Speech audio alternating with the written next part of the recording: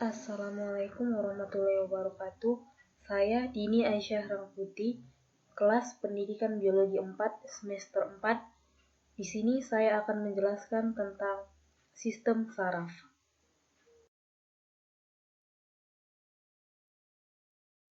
Pengertian dari sistem saraf atau sistem koordinasi. Sistem koordinasi merupakan suatu sistem yang mengatur kerja semua sistem organ agar dapat bekerja secara serasi.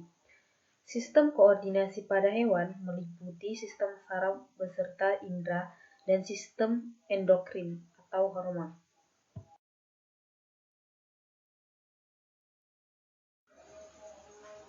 Sistem saraf pusat terdiri dari otak dan medula spinalis. Tidak ada bagian otak yang bekerja sendiri dan terpisah dari bagian-bagian otak lain karena anyaman neuron-neuron terhubung secara anatomis oleh sinaps, dan neuron-neuron di seluruh otak berkomunikasi secara ekstensif satu sama lain dengan cara listrik atau kimiawi.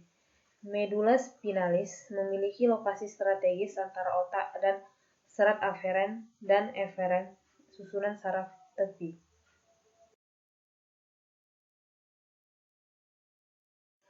Makroanatomi sistem saraf pusat terdiri dari 3. Yang pertama ada meninges, berfungsi sebagai pelindung otak dan korda medula dari kerusakan mekanis, serta memberi suplai nutrisi pada sel-sel saraf. Yang kedua ada encephalon yang terdiri dari cerebrum dan cerebellum.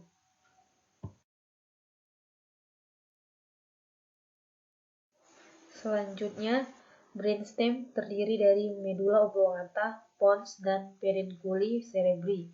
Yang terakhir ada hipotalamus. Yang nomor 3, medula spinalis. Medula spinalis merupakan lanjutan dari batang otak atau medula oblongata. Medula spinalis juga diselubungi dengan meninges.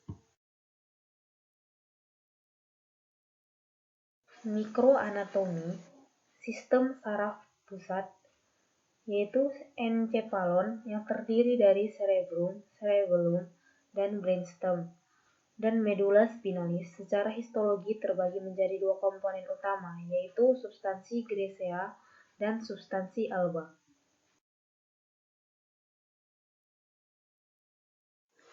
Fungsi bagian-bagian sistem saraf pusat.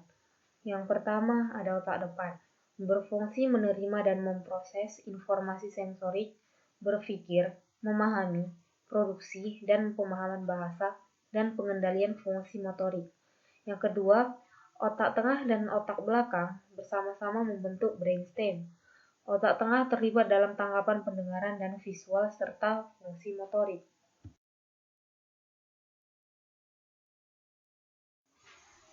Selanjutnya ada otak belakang, di mana otak belakang membentang dari sumsum tulang belakang dan terdiri dari metencephalon dan melencephalon, di mana metencephalon berfungsi dalam menjaga keseimbangan dan koordinasi gerakan dan informasi konduksi sensorik, sedangkan melencephalon memiliki fungsi otonomik seperti pernapasan, denyut jantung, dan pencernaan. Sistem saraf tepi terdiri dari sistem saraf sadar dan sistem saraf tak sadar atau sistem saraf otonom. Sistem saraf sadar mengontrol aktivitas yang kerjanya diatur oleh otak, sedangkan saraf otonom mengontrol aktivitas yang tidak dapat diatur otak, antara lain denyut jantung, gerak saluran pencernaan, dan sekresi keringat.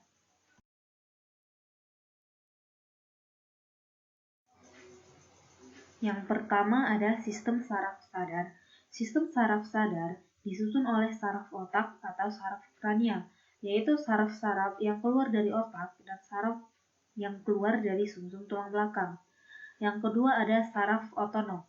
Sistem saraf otonom disusun oleh saraf-saraf yang berasal dari otak maupun dari sumsum tulang belakang dan menuju organ yang bersangkutan.